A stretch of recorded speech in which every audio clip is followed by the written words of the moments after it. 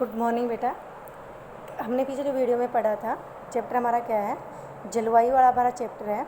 और इसमें मैंने आपको अच्छे से समझा दिया था कि 35 साल के मौसम के जो परिवर्तन होता है उसी को जलवायु कहा जाता है। ठीक है, इसके बाद हम जो कल कर चुके थे, आज हम उससे अगला करेंगे। और हमारा अगला टॉपिक जो आज का है वो क्या है, जलवायु नियंत्रण। किस तरह से जलवायु का नियंत्रण होता है। हमने इससे पहले देखो, किसी भी क्षेत्र में जलवायु को नियंत्रित करने वाले जो कुछ कारक थे, मैंने कल भी आपको बताया था। सबसे पहला कौन सा, अक्षांश। दूसरा कौन सा, ऊंचाई, वायु दाब एवं पवन तंत्र, समुद्र से दूरी, महासागरीय धाराएं, ऊंचा उच्च। वैसे मैं आपको पढ़ा चुकी हूँ, वैसे पिछले वीडियो में हमारा हो चुका है, थोड़ा सा रिवाइज किया है आपको कि जलवायु को नियंत्रित करने में इसमें मैंने आपको अक्षांश करा चुकी थी, इसको ऊंचाई आपको हो चुका था। उसके बाद में हमारा वायुदाब जो है या पवन, ये वाला टॉपिक आज का हमारा है।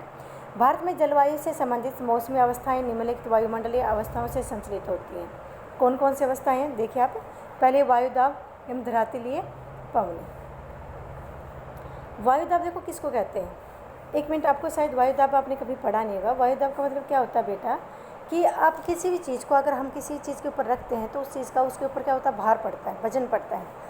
जहाँ पे वायु अधिक होगी वहाँ पे वायु का जो प्रेशर होता है, जो दाब होता है, वो अधिक होगा।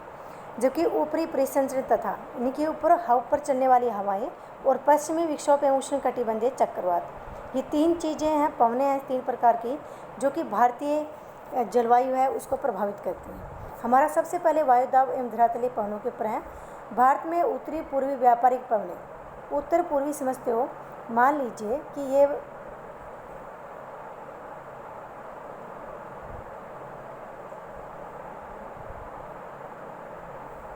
भारत का नक्शा है, तो इसमें उत्तर कौन सा होगा, ये, ठीक है, और पूर्व कौन सा होगा, ये। नॉर्थ और ईस्ट समझ में आपको, ये नॉर्थ है और ये क्या है, ईस्ट है।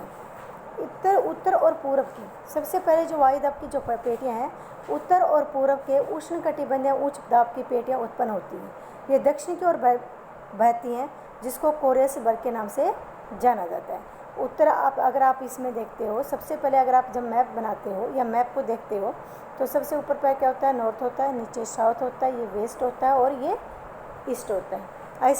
इसमें जो उत्तर पूर्व कौन सा होगा, ये वाला जो पार्ट है इंडिया का, ये वाला जो पार्ट है, यहाँ से चलने वाली जो हवाएं होती हैं ये किधर चलती हैं, दक्षिण की तरफ, यानी कि साउथ की तरफ चलती हैं। आई समझ में आपको।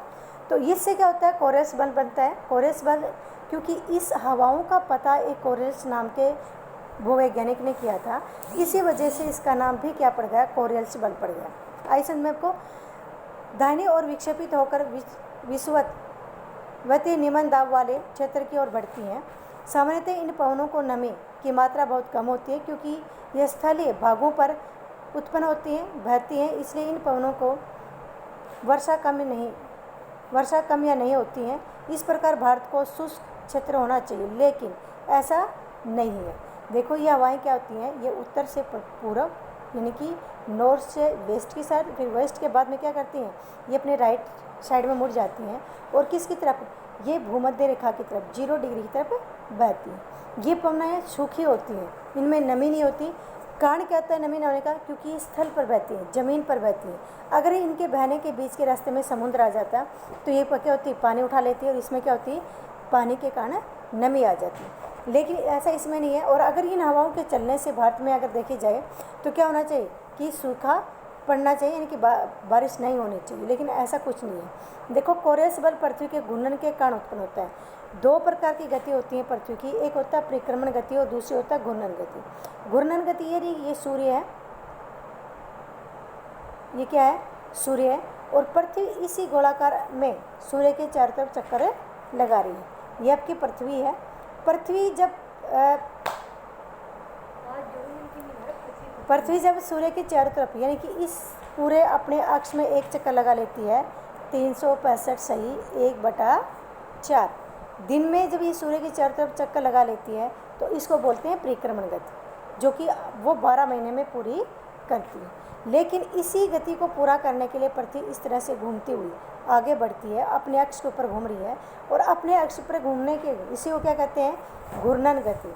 और घूर्णन गति को पूरा कितने में करती है, वो 24 घंटों में पूरा करती है। कितने में करती है? घूर्णन गति करती है। घूर्णन गति जो होती है उसका टाइम कितना है?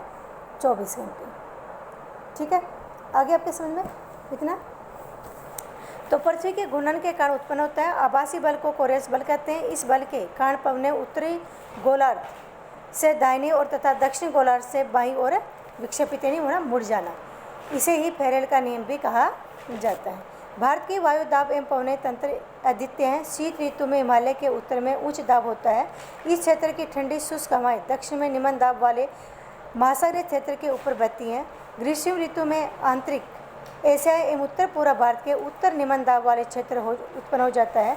इसके कारण गर्मी के दिनों में वायु की दिशा, मैं आपको वैसे बता देती हूँ। देखो इसमें क्या होता है, भारत में क्या है कि गर्मियों के टाइम में, अभी मैंने आपको बताया कि भारत में गर्मियों के टाइम में ये नॉर्थ है और ये साउथ है। ये मान लो कि भारत का ये ऊपरी हिस्सा है। यहाँ पे बहने वाली हिमालय क्षेत्र में बहने वाली जो पवनें हैं वो, क्योंकि हिमालय क्षेत्र में क्या बर्फ़ गिरती है, इस कारण पानी यानी कि हवा क्या होती है? ठंडी होती है, नमी होती है, वजन वाली होती है, भार वाली होती है। उसी टाइम में हम गर्मियों की बात करते हैं तो इस साइड में हम नीचे की तरफ बहने वाली जो हवा होती है वो शुष्क होती है, गर्म होती है। तो जहाँ निम्न वायुदाब, वो निम्न वायुदाब वहाँ होता है जहाँ हवा गर्म और शुष्क होगी, हल्की होगी, तो हवा का होगी ऊपर उठ जाएगी, फैल जाएगी। इससे वायु का जो प्रेशर होता है वो कम हो जाता है, दाब कम हो जाता है। लेकिन हवा में जब नमी होगी, हवा जब ठंडी होगी तो सिकुड़ जाती है। हवा जब ठंडी होती है तो सिकुड़ जाती है। हवा जब नमी होती है तो भी हवा में वजन हो जाता है, पानी हो जाता है। इस वजह से हवा क्या होती है? नीचे की तरफ बैठ जाती है। तो इससे वायु प्रेशर क्या होता है? बढ़ जाता है। और इस कारण से क्या होता है कि हमारी जो हवाएं हैं गर्मियों में हमेशा उत्तर से दक्षिण की तरफ चलती है, यानी कि नॉर्थ से साउथ की साइड चलती है। और इसी कारण से क्या है, हिंद महासागर, अरब सागर के ऊपर क्या होता है? उच्च वायुदाब बन जाता है। आगे समझें। और इसी कारण से उच्च वायुदाब बनने से यहाँ के हवा पे पहुँचने की वजह से क्या होता है कि यहाँ पानी का वाष्पीकरण होता है और वाष्पीकरण होने से मानसून पवनें बनती हैं और इसी वजह से हमारे यहाँ जून और जुलाई में बारिशें होती हैं। आगे समझ में आपको। दक्षिण पश्चिम मानसून पवनों के नाम से जाना जाता है इन्हीं को। ये पवनें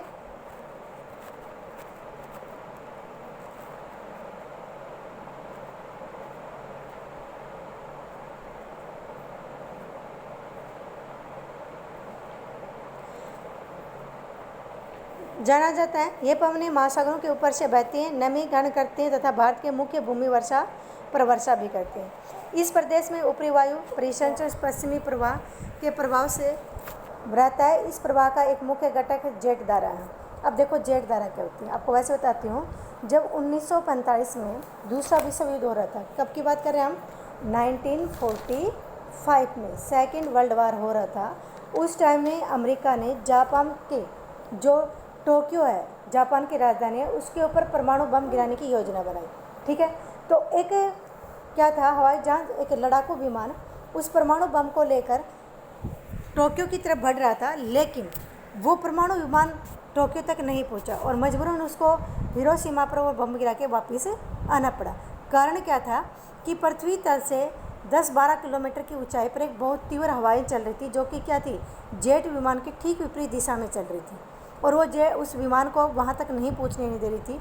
तो वहाँ के उस विमान के चालकों ने पहली बार पता लगाया कि पृथ्वी के इस तरह से एक सकड़ी पट्टी, यानी कि 27 डिग्री से लेकर 30 डिग्री जो लेटीट्यूड है, इनके बीच में क्या है कि अक्षांशों के बीच में एक बहुत तीव्र हवा चलती है, जो कि ये गई लड़ाकू विमानों को भी आगे नहीं बढ़ने देती, जेट विमान को आगे नहीं बढ़ने दे रही। इसी कारण उस हवा का नाम भी जेट वायु रख दिया। आई समझ आपको। ये 27 से लेकर कितने अक्षांश के बीच में चलती है? 27 से लेकर 30 डिग्री अक्षांश के बीच में उत्तर दिशा में चलती है। आगे समय, इसलिए उन्हें उपोष्ण कटिबंधीय पश्चिमी धाराएं भी कहा जाता है। भारत में ये जेट धाराएं ग्रीष्म ऋतुओं को छोड़कर पूरे वर्ष हिमालय क्षेत्र में चलती है, हिमालय से दक्षिण में प्रवाहित होती हैं। इस पश्चिमी प्रवाह के द्वारा देश के उत्तर एवं उत्तर पश्चिम भाग में पश्चिमी चक्रवाती विक्षोभ आते हैं। गर्मियों में सूर्य की आभासी गति के साथ ही उपोष्ण कटिबंधीय पश्चिमी जेट धारा हिमालय की उत्तर में पश्चिमी चली जाती हैं। एक पूर्व जेट धारा, जिसे कि उपोष्ण कटिबंधीय पूर्व जेट धारा कहा जाता है, गर्मी के महीनों में प्रायद्वीपीय भारत के ऊपर यानी कि 14 डिग्री अक्षांश के ऊपर प्रवाहित होती है। यानी कि सर्दियों में क्या होती हैं, ये हिमालय के दक्षिणी भाग में प्रवाहित होती हैं और गर्मियों में क्या होती है, ये 14 डिग्री अक्षांश जो होता है उसके ऊपर चलती है। आगे समझ में, जेड दर एक सक्रिय पट्टी से में स्थित है, सौरमंडल में अत्यधिक ऊंचाई पर यानी कि 12,000 मीटर की ऊंचाई पर वाली पश्चिमी हवाएं हैं। इनकी गति गर्मी में 110 किलोमीटर प्रति घंटा होती है। सर्दियों में इनकी गति क्या होती है, बढ़ जाती है, यानी कि 184 किलोमीटर प्रति घंटा से चलती है। ठीक है, आपको शॉर्ट क्वेश्चन क्या बनाना है कि जेट विमान की जो गति है गर्मियों में 110 किलोमीटर प्रति घंटा है, सर्दियों में ये कितनी है, 184 किलोमीटर प्रति घंटे की रफ्तार से चलती है। आगे समझ में, ये अलग अलग धाराओं में पहचाना गया है। इनमें सबसे स्थिर मध्य अक्षांश उपोष्ण कटिबंधीय धाराएं होती हैं। पश्चिमी चक्रवात विक्षोभ, ये देखो पश्चिमी चक्रवात विक्षोभ किसे कहते हैं, भूमध्य सागर के ऊपर जब वायु दाब बढ़ जाता है तो भारत के हिंद महासागर में और अरब सागर में वायु दाब क्या होता है, कम हो जाता है।